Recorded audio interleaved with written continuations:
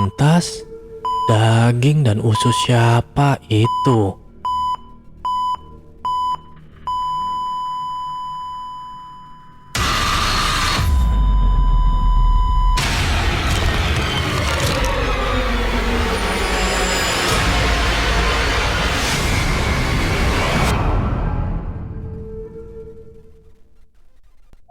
Halo para pecinta kisah horor di luar sana.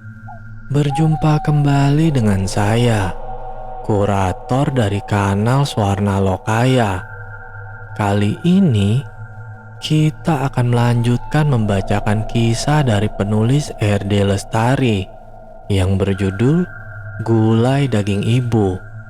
Untuk para pendengar yang mau membaca kisah ini secara langsung, saya juga menampilkan link pada kolom deskripsi. Dan silakan follow akun penulis.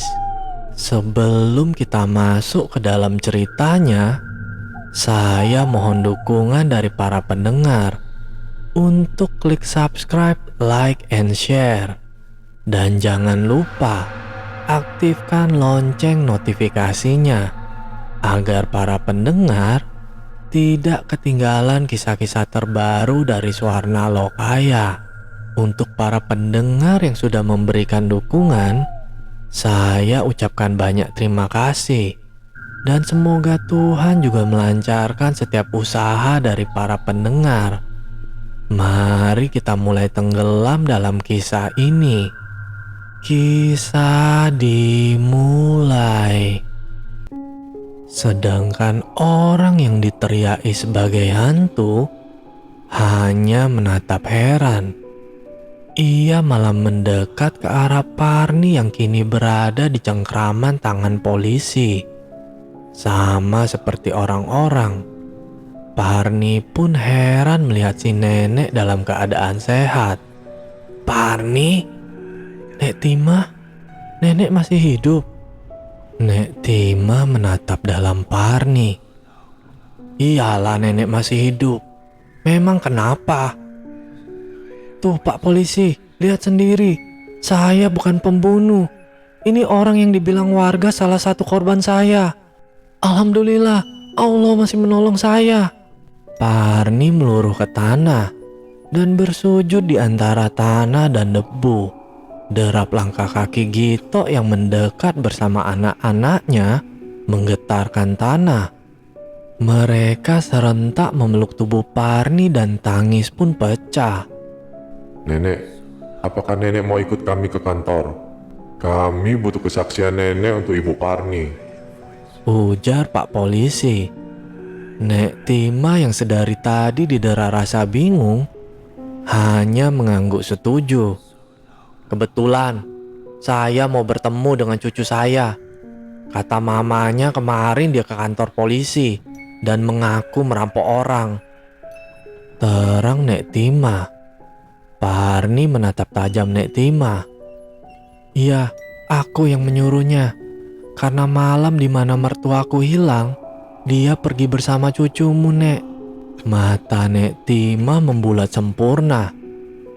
"Hah?" Sudah, nanti kita jelaskan semua di kantor polisi."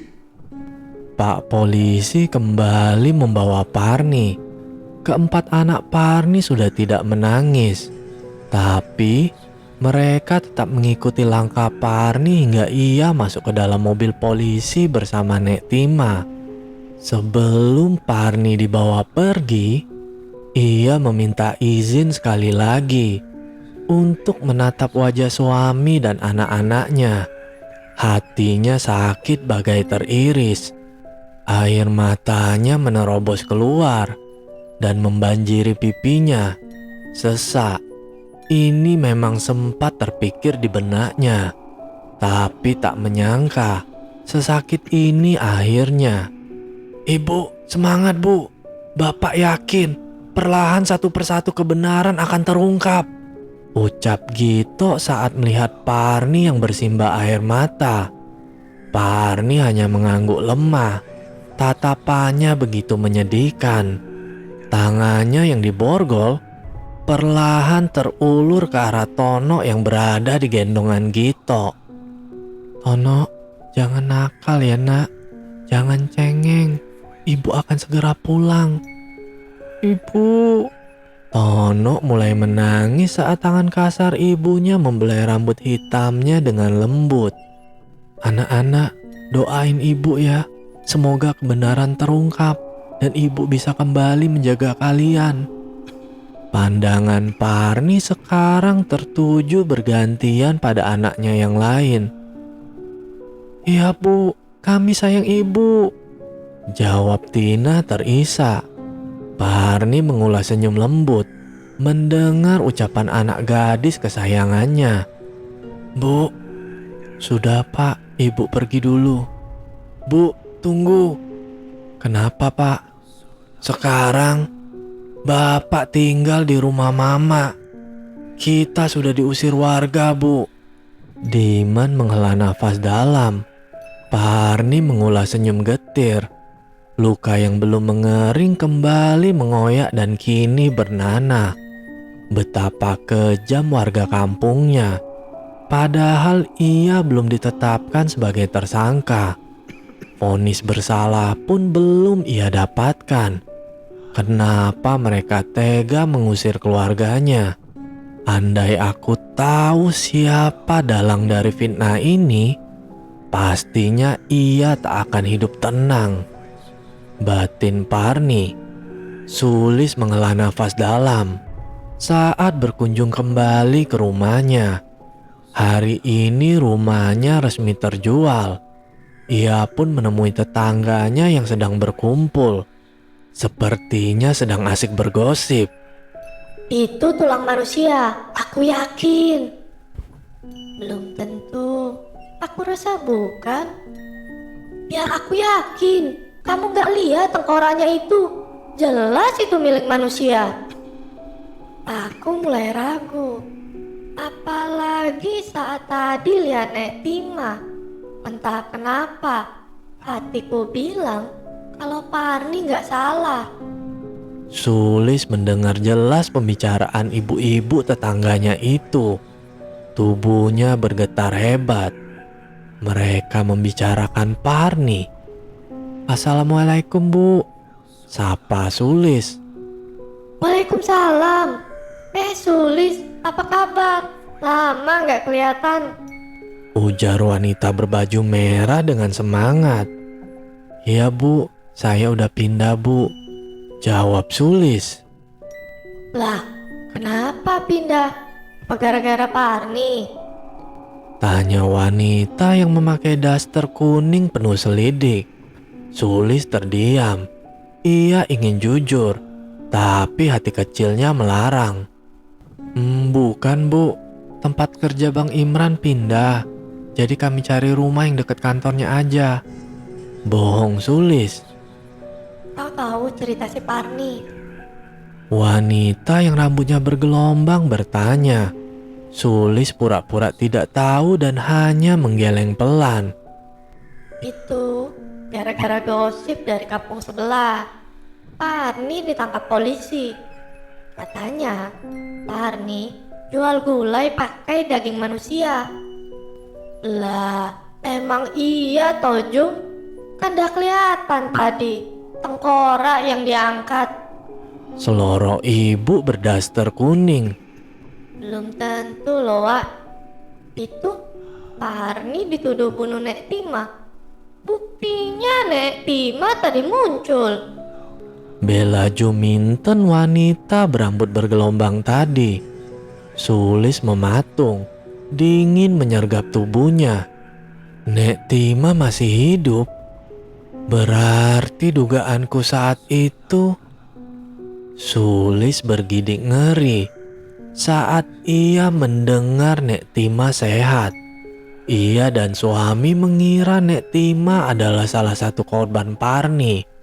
Ternyata, oh kalau begitu Sulis mau pamit ibu-ibu.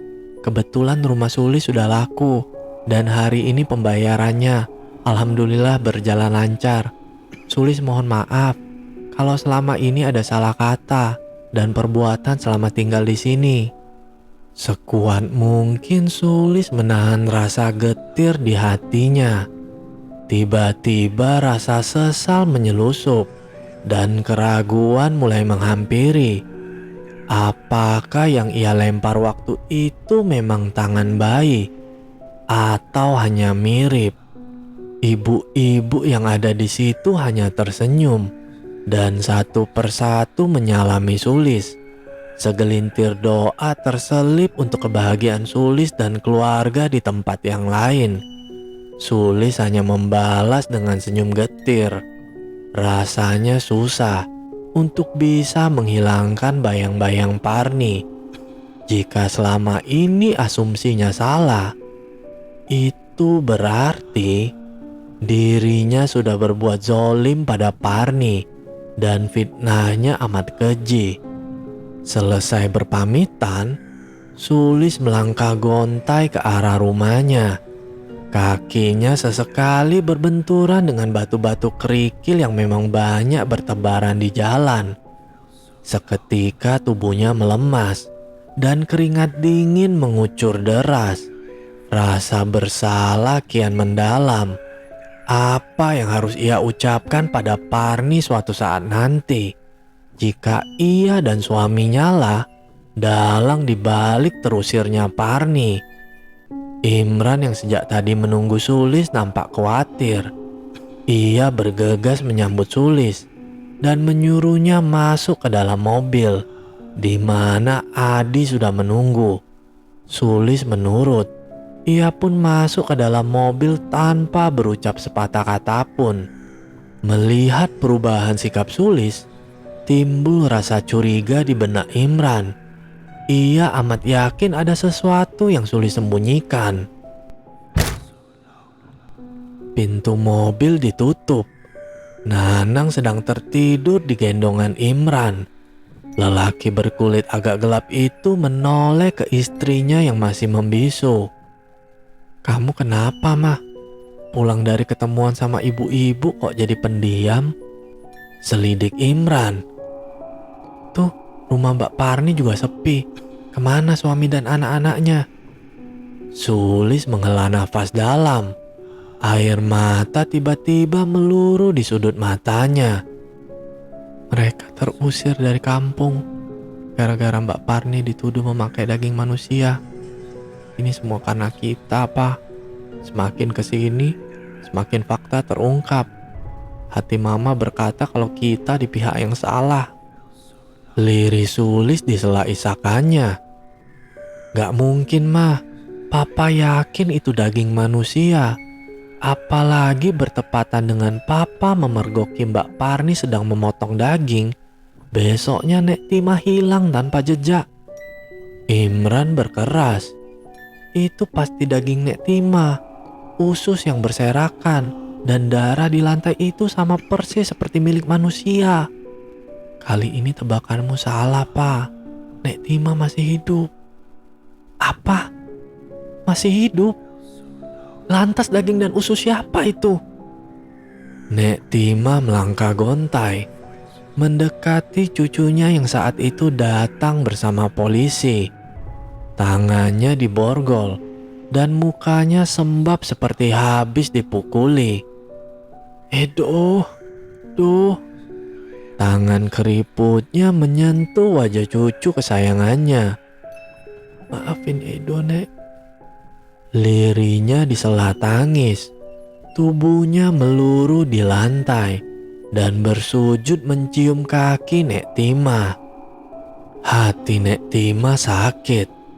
Beberapa hari pasca pemulihan sakit yang dia derita akibat terjatuh di lantai tempo hari, dibayar dengan luka yang teramat perih. Nek Tima menarik tubuh Edo untuk bangkit dan membawanya ke arah kursi. "Jelaskan sama nenek, apa yang kamu perbuat selama nenek dirawat?" Nek Tima berusaha sabar dan tenang.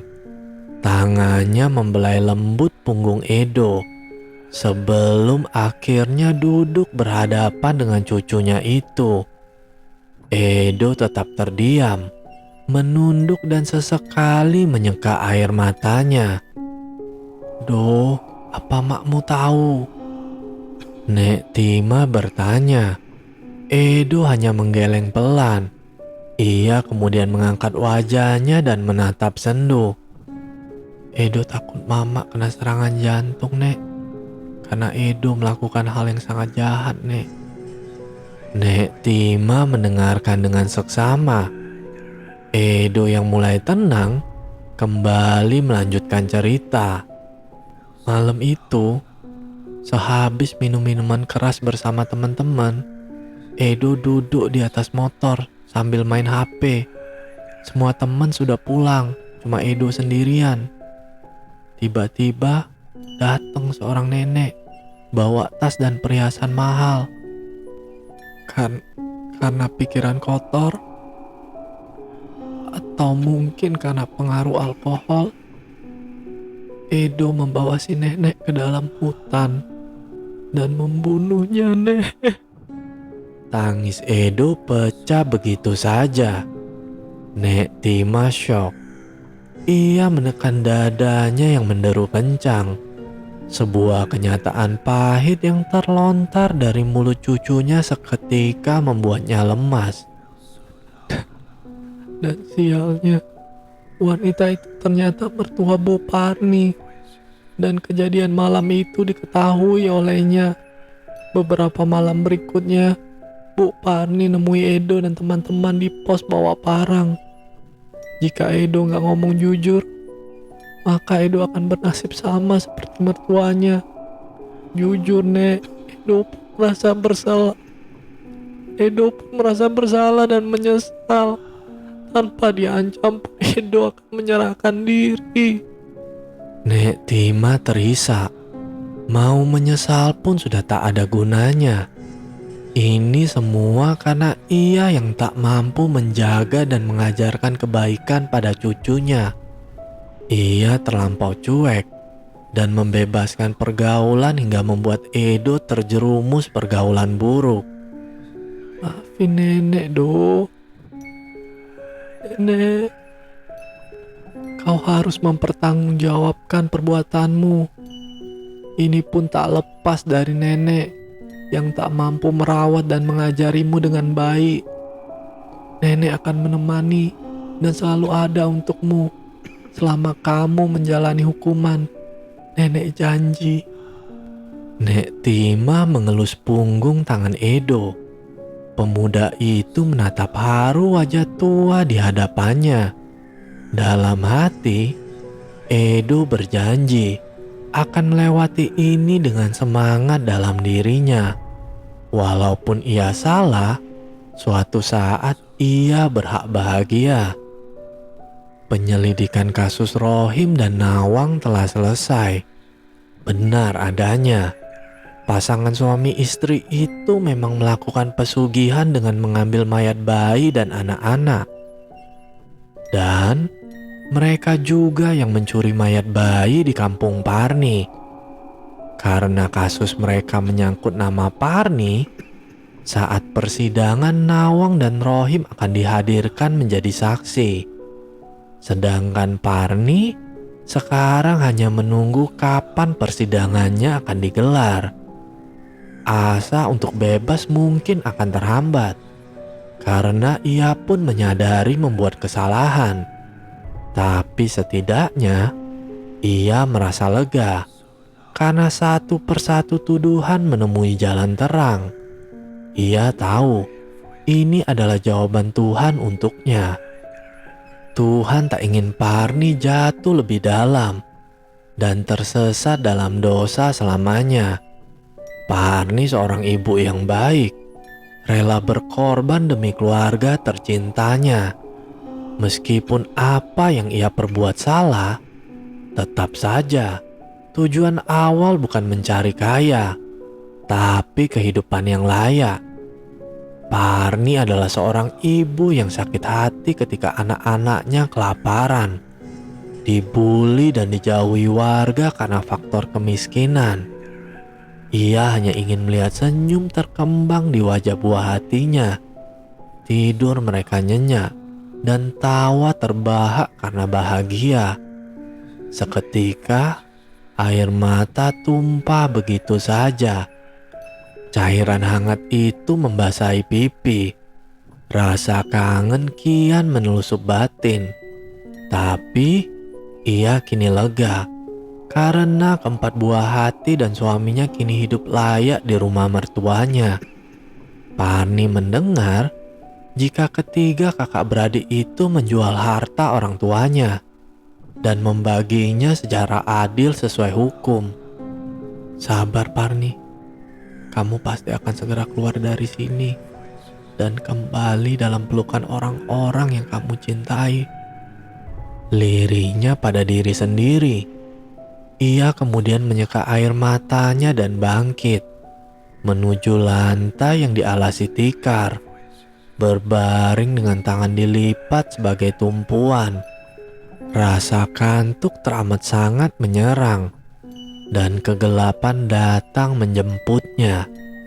Parni, ibu 4 anak itu tertidur pulas dan didekap rasa dingin yang amat sangat. Hari yang Parni nanti akhirnya tiba.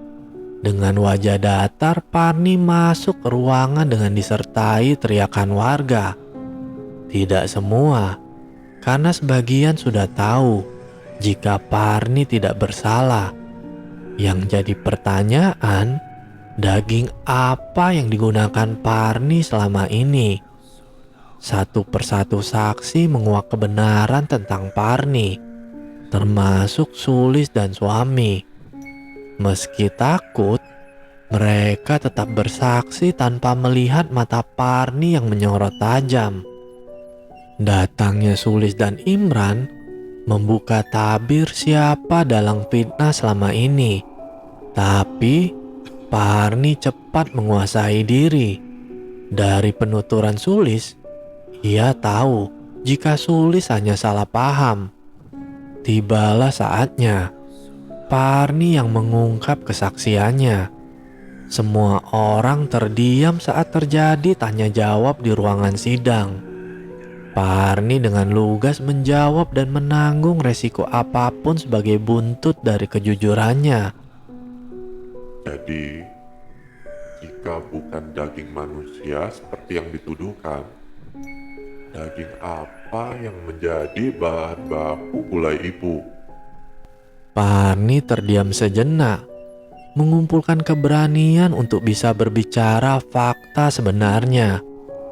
Pada saat yang bersamaan, masuklah seorang lelaki parubaya yang datang tergopoh-gopoh menyerahkan diri dan memberi kesaksian. Para warga melihat dengan mata terbelalak. Kasus ini semakin menarik perhatian, tapi Gito terlihat biasa saja. Karena ia tahu lelaki itu siapa. Iya Pak, benar yang Pak Darmo ucapkan. Daging yang saya pakai memang hasil buruan. Awal kami ketemu saat ia menggali makam bayi yang hilang. Pak Darmo sedang berbincang dengan teman-temannya. Ia suka berburu, dan saat itu timbul ide untuk meminta hasil buruannya. Pak Darmo yang baik hati memberikan dengan sukarela. Mulai dari hari itu, saya dan Pak Darmo bekerja sama. Di atas tengah malam kami berburu. Sebagian hasil jualan saya beri sebagai imbalan. Ungkap Parni. Jadi, daging apa yang ibu gunakan? Saya menggunakan daging babi dan juga daging monyet. Kedua hewan itu masih banyak di hutan dan mudah untuk ditemukan. Saya tahu saya salah dan saya menerima apapun konsekuensinya. Di sela teriakan warga yang menghujat kejujuran Parni, hati Parni menjadi lega. Iya, kejujuran memang sulit diterima dan dilakukan. Tapi tentu akan ada hikmah di balik ini semua. Persidangan berakhir dengan putusan yang cukup sepadan. Parni divonis menjalani beberapa tahun penjara. Begitupun Pak Darmo. Meski hukuman Pak Darmo lebih ringan dari Parni. Sebelum akhirnya Parni dijebloskan ke dalam penjara, Ia sempat mengucapkan kata maaf pada tetangga dan warga atas kesalahannya. Meski tetap, saat ia bebas, warga tak sudi menerimanya dan tetap mengusirnya. Sulis pun mengerahkan keberaniannya untuk meminta maaf atas semua fitnah dan kesalahpahaman yang ia buat. Bukan Parni namanya jika tidak memaafkan. Wanita berhati lembut itu dengan tangan terbuka menerima maaf dari mantan tetangganya itu. Sebuah pelukan ia layangkan di antara isak tangis keduanya. Begitupun Dewi. Iparnya itu berjanji menjaga anak-anak Parni selama Parni dalam masa hukuman. Parni begitu berterima kasih dan meminta maaf pada Dewi. Mereka pun saling memaafkan. Gito pun tak henti menggenggam tangan Parni. Begitupun 4 anaknya. Sebelum akhirnya Parni dibawa masuk kembali dengan polisi, tangis haru mengiringi kepergian Parni, orang yang mereka sayangi. Hingga Parni benar-benar hilang di balik tembok pemisah, mereka pun pulang dengan hati hampa. Beberapa tahun berjalan, tibalah pada masa kebebasan Parni. Wanita parubaya itu menyunggingkan senyum manisnya saat melihat sambutan hangat dari keluarganya. Anak-anaknya sudah beranjak remaja. Pelukan hangat mereka layangkan saat melihat ibu mereka datang. Sesuai dengan perjanjian, mereka semua akan pindah ke kota lain. Begitupun Sari dan Diman. Mereka ingin melupakan masa kelam yang mereka alami beberapa tahun ini, ke kota lain di mana mereka tak dikenali. Dewi dan Diman pun ingin melupakan rasa trauma. Mereka takut jika masih berada di sana, suatu saat Rohim dan Nawang akan menuntut balas. Pergi adalah jalan terbaik bagi mereka. Sari pun tak ingin jauh dari kedua abangnya dan memilih ikut bersama mereka. Di kota baru, Dewi dan Diman membuka toko bangunan, sementara Sari mencari kerja sebagai sales promotion girl. Sedang Parni membuka warung nasi dengan spanduk yang bertuliskan gulai daging Ibu Parni. Tentunya dengan bahan baku daging sapi. Daging halal dari uang yang halal pula. Begitulah kehidupan Bu Parni. Warungnya selalu ramai pembeli. Apapun yang ia lakukan dulu, ia jadikan pelajaran hidup. Kini, Bu Parni bisa merasakan kebahagiaan bersama keempat anak dan suaminya. Makan cukup dan punya beberapa cabang. Siapa yang menyangka Bu Parni bisa jadi orang kaya? Ya, itulah nasib. Kadang kita di atas dan kadang hidup di bawah. Maka bersyukurlah dan jangan menyerah. Tangis kita kini mungkin akan jadi hal yang kita syukuri. Semoga bisa mengambil hikmah dari cerita ini. Mohon maaf jika selama ini saya ada salah. Dan semoga kita bisa berjumpa di cerita-cerita lainnya. Tamat. Halo para pendengar, bagaimana dengan akhir kisah gulai daging ibu ini? Seru kan? Saya mengucapkan terima kasih kepada Mbak RD Lestari yang telah memberikan izin untuk ceritanya dibawakan. Cerita yang menurut saya sangat luar biasa. Baiklah, jika para pendengar suka dengan kisah ini, silahkan tinggalkan komentar di kolom komentar. Dan bagi para pendengar yang mau kisahnya dibawakan, silahkan kirimkan ceritanya ke email swarna.lokaya@gmail.com. Baiklah, cukup sekian kisah horor kali ini. Semoga para pendengar beserta keluarga sehat selalu. Dan sampai bertemu lagi dengan kisah horor berikutnya. Tentu saja di kanal Swarna Lokaya. Bye.